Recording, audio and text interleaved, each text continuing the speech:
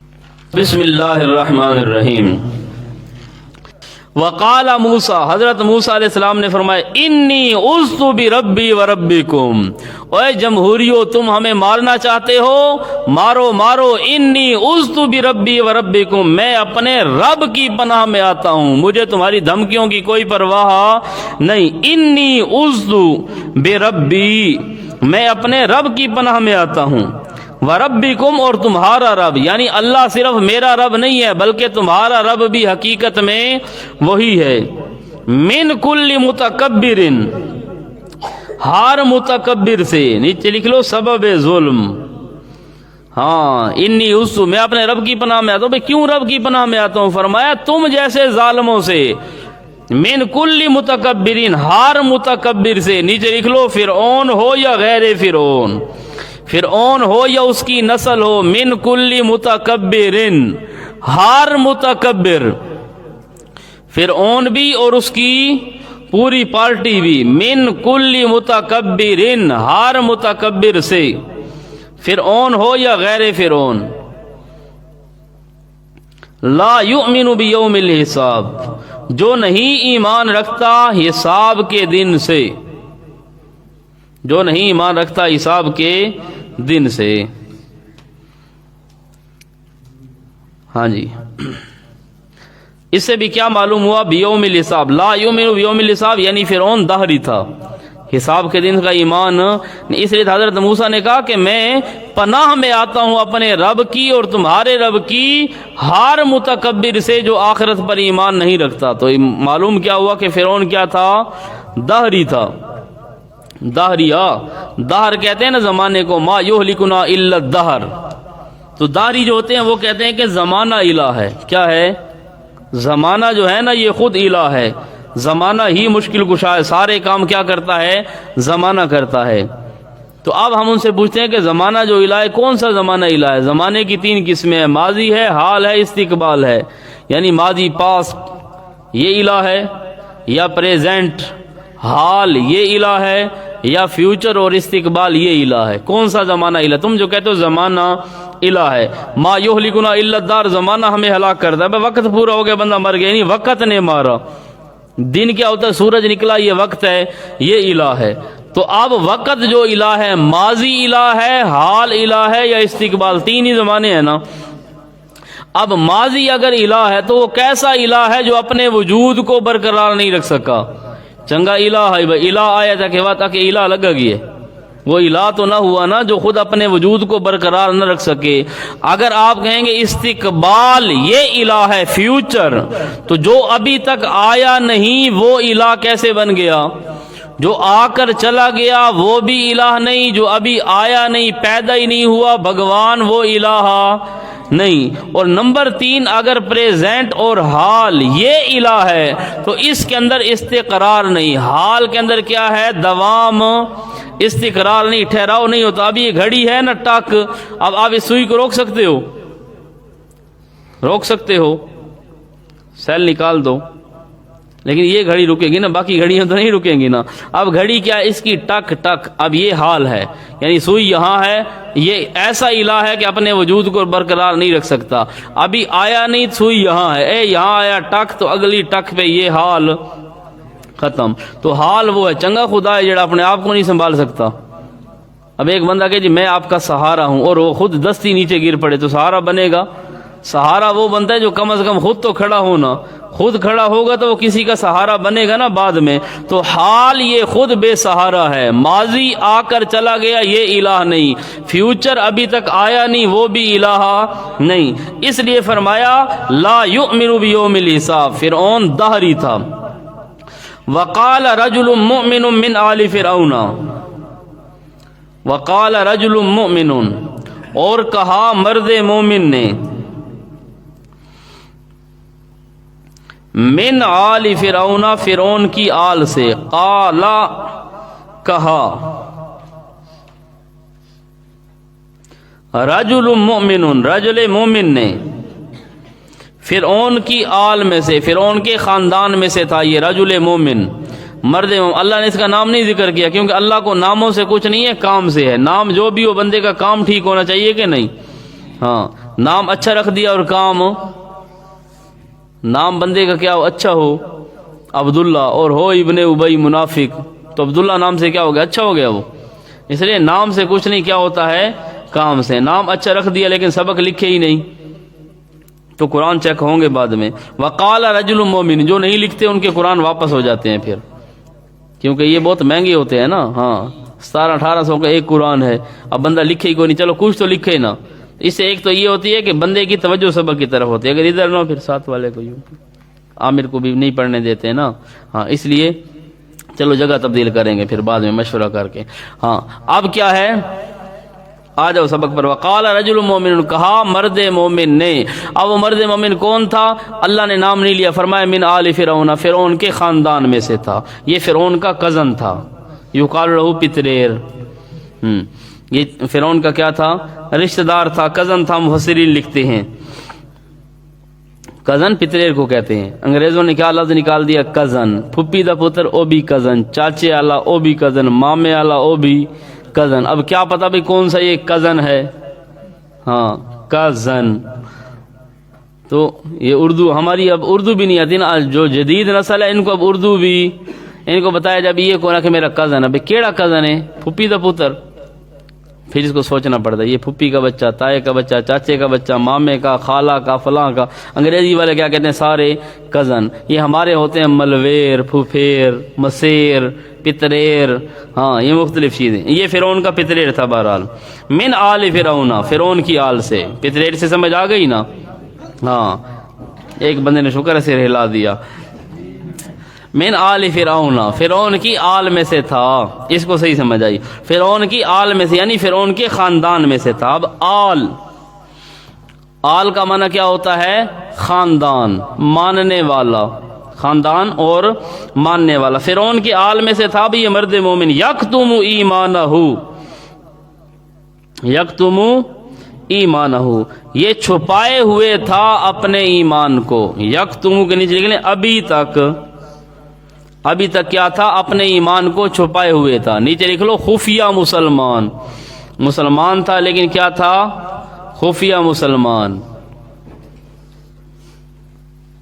آئی سمجھ کے نہیں؟ بمسی دا پتر. ہاں یکتم ایمانہ، یہ کیا تھا؟ خفیہ مسلمان تھا. اس نے اپنے ایمان کو ابھی تک چھپایا ہوا تھا. وقال رجل، اب یہ کہنے لگا لوگوں کا مشورہ سن کر. نیچے لکھ لو لوگوں کا مشورہ سن کر. جب اسمبلی میں قانون پاس ہوا نا کہ مار دو فرعون کو، او فرعون نے کیا کہا؟ مار دو حضرت موسیٰ کو. اسمبلی کے اندر جب قانون پاس ہو گیا، بل پر سارے ایم این ایز نے دستخط کر دیے. نظام سارا وہی کا ہے نا. سب نے کہا جی مار دو موسیٰ کو. حضرت موسیٰ علیہ السلام کو مارنے کا جب پروگرام بنایا، وقال رجل مؤمن، تو مرد مومن فوراً بولا. کون سا مرد مومن؟ فرمایا من آل فرعون، تھا فرعون کے خاندان سے. مطلب یہ ہے کہ ظالم آپ کے خاندان سے ہو تب بھی آواز بلند کرو. ظالم کیا ہے؟ آپ کے خاندان سے ہو، آپ کا چچا زاد ہو یا چچا ہو، جو بھی ظالم ہے اس کے خلاف آواز بلند کرو. اس لیے اب یہ چپ کر کے نہیں بیٹھا. ہمارے ہاں یہ ہے کہ چلو یار خیر اس کو مار دیا تو مار دیا، ہمیں کیا ہوا. نہ، آواز بلند کرے بندہ اپنی حیثیت کے مطابق. میں نے بتایا تھا نا ایک کوے کو مار دو باقی کوے بھی کائیں کائیں کرتے ہیں، وہ بتاتے ہیں کہ ہم بھی تیرے ساتھ ہیں. آواز تو بلند کرتے ہیں کہ نہیں؟ تو اس طرح ایک کتے کو اگر آپ مارو باقی کتے بھی دور سے آوازیں نکالتے ہیں. بے شک وہ نہیں آتے، ڈرتے ہیں، لیکن آوازیں تو نکالتے ہیں کہ نہیں؟ وہ کتے کے کیا ہے؟ دکھ درد میں شریک ہوتے ہیں. اور ہم انسانوں کے لیے آواز نہیں اٹھاتے. اب غزہ میں کیا ہونے لگا ہے؟ فلسطین میں. لیکن ہم نے آواز 2-4 دن مولوی نکلے تھے صندوقڑیاں اٹھا کر چندے چندے مانگے، اور پھر اب الحمدللہ وہ کھا رہے ہیں مہینہ ڈیڑھ.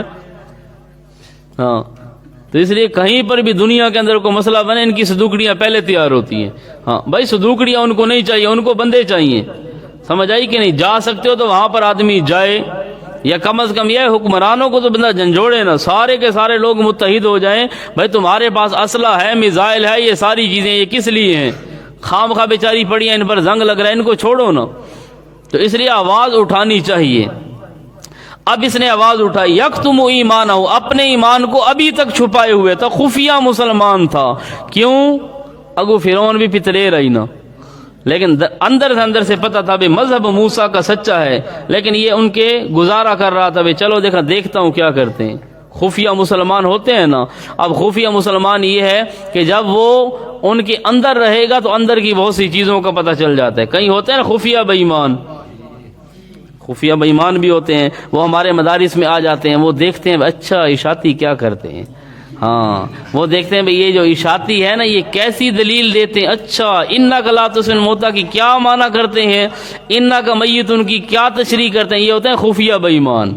اور ایک تھا خفیہ مسلمان جو کافروں کے اندر رہا اس نیت کے ساتھ کہ پتہ چلے بھئی یہ کیا کرتے ہیں. تو یہ بڑا کام کر دیتے جو خفیہ مسلمان ہوتے ہیں، کیونکہ جو آدمی اندر ہو اس کو پتہ ہوتا ہے کہ کتنے بجے یہ گیٹ بند ہوتا ہے، اس کو پتہ ہوتا ہے بھئی کتنے بجے کھلتا ہے، اس کو پتہ ہوتا ہے کتنے اندر سپاہی موجود ہیں، اس کو پتہ ہوتا ہے کہ اندر کتنا اسلحہ موجود ہے، اس کو پتہ ہوتا ہے نا سارا کا سارا. جب وہ اندر رہے گا تو اندر کے حالات سے واقف. پھر وہ باہر والوں کو جب بتاتا ہے کہ یہاں پر اتنے بجے آپ تشریف لے آئیں، سارے فوجی سائڈ پر دو چار ہوں گے.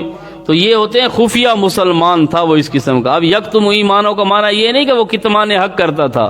یہاں پر شیعہ کہتے ہیں یکتم ایمان، اپنے ایمان کو چھپا رہا تھا، یعنی کتمان حق کو چھپانے والے. اس لیے کہتے ہیں تقیہ کرنا کیا ہے، لا ایمان لمن لا تقیۃ لہ، جو تقیہ نہ کرے وہ مسلمان نہیں. تقیہ ایک تقیہ یہ ہوتا ہے جو ہم لگاتے ہیں پیچھے، وہ تقیہ دوسرا ہے، یعنی اپنے ایمان کو چھپانا، کتمان حق. ہاں جی یکتم ایمانہ. تو اب اس نے کیا کیا، کتمان حق کیا یا اظہار ایمان کیا؟ یہ خفیہ مسلمان تھا. جب حضرت موسیٰ کو قتل کرنے کا پروگرام بنایا تو اب اس نے کتمان حق کیا یا اظہار حق کیا؟ یہ بولا اور بول کر کہا اتقتلون رجلا ان یقول ربی اللہ، اتقتلون رجلا. یہ اظہار ایمان کا اشارہ ہے، نہ کہ تقیہ کی علامت ہے. اگر تقیہ کرنے والا ہوتا تو اتقتلون رجلا ان یقول ربی اللہ کہتے اچھا یہ حمزہ استفہام کا نہیں، اتقتلون یہ بےزتی کرنے کے لیے، اتقتلون حمزہ توبیخ کا ہے. اتقتلون رجلا، اوے بڑے بے حیا ہو، تم موسیٰ کو مارنا چاہتے ہو، بڑے بے حیا ہو بھائی، بڑے بے شرم ہو، بڑے حرامی ہو، حضرت موسیٰ کو مارنا چاہتے ہو. غلطی حضرت موسیٰ کی کیا ہے، ان یقول ربی اللہ. یہ کتمان حق کیا، یہ اظہار حق کیا. ایک بندہ کہ کسی کو مارنا چاہ رہا ہو، پوری پارٹی کھڑی ہو، بندہ پارٹی کے سامنے کھڑا جاؤ، تم اس کو مارنا چاہتے ہو، تو یہ کتمان حق ہوتا ہے، یہ اظہار حق ہوتا ہے، یہ اظہار حق ہے. ورنہ ایسی تقریر نہ کرنا، اس کی ضرورت نہیں. تو ضرورت کے وقت اس نے اظہار ایمان کیا، نہ کہ کتمان حق کیا. تو ضرورت کے وقت چھپا دیں. شیعہ کا تقیہ یہ ہے، وہ کہتے ہیں جب ضرورت ہو تو تم حق کو چھپا دو، اور اس نے ضرورت کے وقت حق کو ظاہر کیا، نہ کہ حق کو چھپایا. اب حضرت حسین جو تھے انہوں نے تقیہ کیوں نہیں کیا؟ حضرت صدیق، ہم کہتے ہیں حضرت علی نے حضرت صدیق کے پیچھے نمازیں پڑھی، کہتے ہیں تقیہ. حضرت صدیق اکبر کے پیچھے نمازیں پڑھی ہیں نا حضرت علی نے، کہتے ہیں تقیہ کر کے پڑھی، اتو پڑھی ہیں وچو وچو. ہمارے بھی لوگ کہتے ہیں ہم اوپر سے نمازیں پڑھتے ہیں بعد میں دوہرا لیتے ہیں. چلی علی نماز کی میں دوہرے سو، مشرکوں کے پیچھے جو پڑھی ہیں نمازیں، تو کہتے ہیں ہم بعد میں دوہرا لیتے ہیں. تو یہ بھی کیا کہتے ہیں، یہ شیعوں کی دلیل ہے. کہتے ہیں حضرت علی جو تھے نا اوپر سے نمازیں پڑھتے تھے، صدیق کے پیچھے اندر سے کیا ہے تقیہ کرتے تھے. یہ تقیۃً نمازیں پڑھی. حضرت حسن نے جو بیعت کی حضرت امیر معاویہ کے ہاتھ پر، وہ تقیۃً تھی، انہوں نے تقیہ کیا. ہم کہتے ہیں پھر حضرت حسین نے تقیہ کیوں نہیں کیا؟ کربلا میں وہ بھی تقیہ کر لیتے، حضرت حسین نے تقیہ نہیں کیا. تو حضرت حسن نے کیوں کیا؟ پھر حضرت علی نے کیوں کیا؟ باپ بھی تقیہ کرے، بھائی بھی کرے، اور یہ کیوں نہ کرے؟ مسئلہ یہ ہے کہ حضرت علی نے جو نمازیں پڑھی وہ تقیہ نہیں تھا، بلکہ اندر سے بھی خوش تھے، باہر سے بھی خوش تھے. حضرت علی نے حضرت صدیق کو اپنا امام مانا، حضرت علی نے حضرت عمر کو اپنا امام مانا، تقیہ نہیں کیا. حضرت عثمان کو اپنا امام مانا، حضرت حسن نے بھی ان کو اپنا امام مانا، حضرت امیر معاویہ کو اپنا امام مانا. اس لیے تقیہ شکیہ انہوں نے کوئی نہیں کیا. یہ ہے تقیہ والی مخلوق، لا ایمان لمن لا تقیۃ لہ. تو ہاں جی یکتم ایمانہ سے یہ دلیل بناتے تھے، اس لیے تھوڑا سا میں نے اشارہ کر دیا. یکتم ایمانہ اتقتلون رجلا، کہتے اچھا اتقتلون رجلا، کیا تم قتل کرتے ہو ایک آدمی کو، رجلن کیا تم قتل کرتے ہو، اس کو باہر لے جاؤ، اتقتلون رجلن کیا تم قتل کرتے ہو، رجلن ایک آدمی کو، رجلن کا معنی ایک آدمی نہ، رجلن ایک جنے نو. معلوم ہوا کہ مسئلہ بیان کرنا کیا ہے، یہ مردوں کا کام ہے. مسئلہ بیان کرنا مردوں کا کام ہے، زنانیوں کا. مرد آج کل زنانیاں بھی مسئلہ بیان کرتی ہیں، میلاد ہوتی ہے کہ نہیں زنانیوں کی، وہاں پر رش زیادہ ہوتا ہے. ہاں مستورات کے لیے کیا ہوتی ہے، ڈیک شک لگا دیتے ہیں. تو اس لیے جو آدمی مرد ہوتا ہے نا، مرد نر اور جنے دا پتر، وہ کیا ہے، وہ مسئلہ بیان کرتا ہے. یہ وہ نغمہ ہے جو ہر ساز پہ گایا نہیں جاتا، یہ اللہ کی توفیق ہوتی ہے. اللہ ہر ایک کو توفیق نہیں دیتے. کوئی ہے چوکے چناچے کرنے والے، مسئلے کو چھپانے والے. حالانکہ مسئلہ بیان کرنے میں اللہ نے بڑی عزت رکھی ہے. مسئلہ بیان کرنے میں اتنی عزت ہے کہ آپ کے وہم و گمان میں بھی نہیں ہوگی.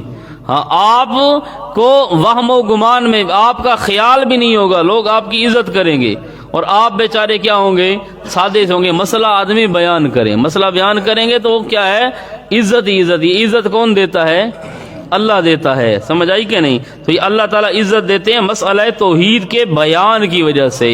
اتقتلون رجلا، فرمایا اچھا تساں اس جنے نو مارنا چاہتے ہو. معلوم ہو وہ کیا ہے، جنا تے تھوڑے کم جنے والے کوئی نہیں، تم ہو بزدل مخلوق. اتقتلون رجلا، ہاں جی. تو اب اس نے کہا کیا تم مارنا چاہتے ہو ایسے مرد کو، ان یقول ربی اللہ، اس کے نیچے لکھ لیں ماذ اس بات پر. اس بیچارے کی غلطی کیا ہے، اس نے تمہارا بندہ مارا ہے، تمہاری زمین پر قبضہ کیا، جائیداد پر قبضہ کیا. حضرت موسیٰ کو مارنا چاہتے ہو، حضرت موسیٰ کی غلطی کیا ہے؟ جرم صرف اور صرف یہ ہے، اس پر فرد جرم یہ عائد ہے ان یقول ربی اللہ، کہ وہ کہتا ہے میرا رب اللہ. ان یقولا وہ کہتا ہے ربی اللہ میرا رب. اور رب کا معنی میں نے کیا تھا پہلے دن، اس لیے بار بار نہیں. رب کا معنی کیا، حاجت روا اور مشکل. کیونکہ رب کا معنی پالنے والا. پالنے کے لیے دو چیزیں ضروری، جلب منفعت بھی، دفع مضرت بھی. ریکوائر کو پورا کرنا بھی، مشکل کو دور کرنا بھی. حاجت روا مشکل کشا. تو حضرت موسیٰ کی غلطی یہ ہے، وہ کہتا ہے میرا حاجت روا بھی اللہ، مشکل کشا بھی اللہ. یہی وہ جملہ ہے جب امام الانبیاء صلی اللہ علیہ وسلم کو مشرکین مار رہے تھے اور گلے کے اندر یہ ڈال کر چادر آپ صلی اللہ علیہ وسلم کو گھسیٹ رہے تھے، وہاں پر حضرت صدیق نے آ کر یہی جملہ کہا تھا تقتلون رجلا ان یقول ربی اللہ. اور بے حیاؤ، تم محمد کو اس لیے مارنا چاہتے ہو کہ آپ کا اعلان یہ ہے کہ حاجت روا بھی اللہ، مشکل کشا بھی اللہ. وقد جاءکم بالبینات، اور تحقیق لایا ہے تمہارے پاس بالبینات، واضح دلائل. بالبینات ای المعجزات، بالبینات استدلالات کثیرہ. کوئی ایک دلیل نہیں لے کر آیا، بالبینات بہت سی دلیلیں. البینات استدلالات کثیرہ، من ربکم تمہارے رب کی طرف سے. اب یہ مرد مومن کی تقریر ہے، اپنی تقریریں بھی سنو، مرد مومن کی تقریر بھی سنو. ہاں دیکھو تائید ایسے ہوتی ہے، کوئی کسی کی تائید کرتا ہے نہیں، چھوڑو یار چھوڑو میں آپ کی صلح کراتا ہوں، کوئی نہیں ٹھیک، یہ بھی ٹھیک ہے یہ بھی ٹھیک ہے، سارے دیوبندی بھائی ہیں. ہاں سارے کیا ہیں، دیوبندی بھائی ہیں بھائی، چھوڑو ان مسئلوں کو. ہاں دیکھو ان کا بھی انتخابی نشان کتاب ہے، آپ کا بھی انتخابی نشان کتاب ہے، کوئی لڑنے کی جگہ ہے، چھوڑو اللہ کے بندے. ہاں یہ ایسے ہوتے ہیں صلح کرانے والے. لیکن حضرت موسیٰ علیہ السلام کے لیے جو کھڑا ہوا نا مرد مومن، اس نے کہا تقتلون رجلا، یہ کرو یہ غلط ہے یہ ٹھیک ہے، یہ نہیں کہ یہ بھی ٹھیک ہے اور یہ بھی ٹھیک ہے. نہ، جو ٹھیک ہے اس کو ٹھیک کہو، جو غلط ہے اس کو غلط کہو. تقتلون رجلا ان یقول ربی اللہ. اور آگے کہا وَإِن يَكُ كَاذِبًا فَعَلَيْهِ كَاذِبُهُ. وَإِن يَكُ كَاذِبًا، ان کے نیچے لکھ لیں بالفرض. ان یاکو اگر ہے موسیٰ، بالفرض، کاذباً جھوٹا. ہاں جی یہ ہے تلطیف فی الدعویٰ. وَإِن یَکُ کاذباً کا معنی یہ نہیں کہ مرد مومن کو شک تھا پتہ نہیں حضرت موسیٰ سچا ہے یا نہیں ہے، یہ معنی تھا. نہ، یہ مان یہ کیا ہے تلطیف فد دعویٰ، یہ دعوت کے اندر کیا ہے تھوڑی سی نرمی ہے تاکہ اگلے کو سوچنے کا موقع ملے. تھوڑا سا بعض اوقات یہ ہے کہ انداز بندہ بدل لیتا ہے، پینترا بدل لیتا ہے نا، چال ہوتی ہے. تو وَإِن يَكُ كَاذِبًا، اگر بالفرض یہ موسیٰ کاذب ہے تو فَعَلَيْهِ كَذِبُهُ، فَعَلَيْهِ پس اس پر ہوگا، علی علی ضرر، علیہ اس کے اپنے خلاف ہوگا، کاذبہ اس کا جھوٹ بولنا. اگر بالفرض یہ سچا نہیں ہے تو اس کا کیا ہے، جھوٹ کا وبال اسی پر ہوگا نا، فَعَلَيْهِ اسی پر ہوگا. کیا وبال جھوٹ کا، جھوٹ کا وبال کس پر ہوگا، اسی پر.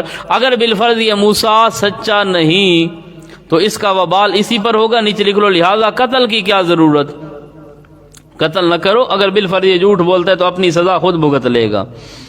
اور وَإِن يَكُ صَادِقًا، اگر ہوا یہ سچا، یہ ذہن وچ رکھو، اب اگر یہ حضرت موسیٰ سچا ہوا تو یُصِبْکُم بَعْضُ الَّذِی یعِدُکم، تو پہنچے گا تمہیں بعض الذی، بعض وہ عذاب، یعِدُکم جس کا یہ تمہارے ساتھ وعدہ کرتا ہے. پورا نہیں تو دھورا صحیح، پورا عذاب نہ بھی آیا، کچھ کھلا بجا دنیا چ ضرور ہو سی، کیونکہ اصل عذاب تو آخرت کے اندر ہوگا نا، قیامت کے دن. اس لیے فرمایا اگر بالفرض یہ جھوٹ بولتا ہے تو اس کا گناہ وبال اسی پر ہوگا. وَإِن يَكُ صَادِقًا، اور اگر یہ سچا ہوا تو يُصِبْكُم بَعْضُ الَّذِی یعِدُکم، تو تمہیں وہ عذاب ضرور پہنچے گا جس کا یہ تمہارے ساتھ کیا کرتا ہے، وعدہ.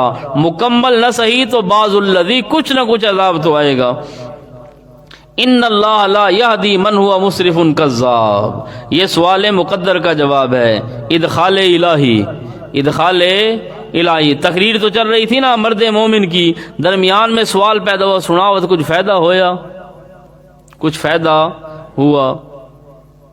تو اللہ فرماتے ان اللہ لا یہدی، بے شک اللہ نہیں ہدایت دیتا، من ہوا مسرفن، اے مشرکن، جو آدمی پکا مشرک ہو. مسرفن مشرکن، مہر جباریت والا، جس پر اللہ مہر لگا دے نا، اور کذابن ہو بھی نیرا جھوٹا، اللہ اس کو ہدایت نہیں دیتا. کیونکہ ہدایت اسی کو ملتی ہے جو آدمی ہدایت لینے کے قابل ہو. جو آدمی ضدی ہو تو ضدی کا علاج کیا ہوتا ہے، ضدی کو کبھی بھی ہدایت نہیں ملتی. ضدی ہوتا ہے وہ ہمیشہ نامراد ہوتا ہے. اب اس کے لیے ہے کہ آج ہو جائے، کل ہو جائے، مہینے بعد ہو جائے، 2 بعد ہو جائے، سال بعد ہو جائے، 2 سال بعد ہو جائے. ضدی کا بالآخر علاج یہی ہوتا ہے کہ وہ نامراد ہوتا ہے، اس کو ہدایت نہیں ملتی. تو ان اللہ لا یہدی، بے شک اللہ نہیں ہدایت دیتا. بھئی اللہ ہدایت نہیں دیتا تو اس بندے کی غلطی ہے کوئی؟ ایک بندہ کہ اللہ ہدایت نہیں دیتا، اللہ کی غلطی نہیں ہے کہ اللہ ہدایت نہیں دیتا. آگے من ہوا مسرفون، یہ خود ضد ہے، خود مشرک ہے اور ہے مہر جباریت والا. انابت اس کے اندر کوئی نہیں. ایک بندے میں انابت ہو نا، اب ایک آدمی کو جہاں سے چھوڑو وہیں پر بھاگے تو وہ عذاب سے بچے گا؟ وہ تو نہیں بچ سکتا نا. تو اس لیے ان اللہ لا یہدی من ہوا مسرف کذاب، بے شک اللہ نہیں ہدایت دیتا اس مشرک کو جو